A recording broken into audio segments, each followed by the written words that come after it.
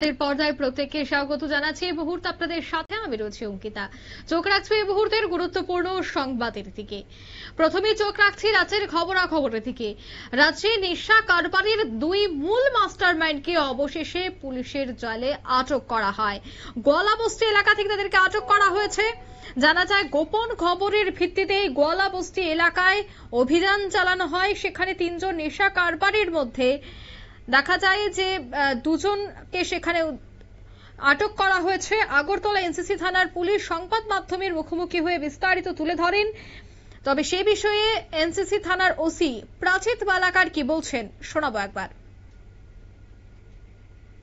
2025 তারিখে একটি গোপন খবরের ভিত্তিতে রাত্রেবেলা আমাদের গোয়ালাবস্তিতে একটি ড্রাগস এগেইনস্ট রেড করা হয়। তখন তিনজনকে অ্যারেস্ট করা হয়।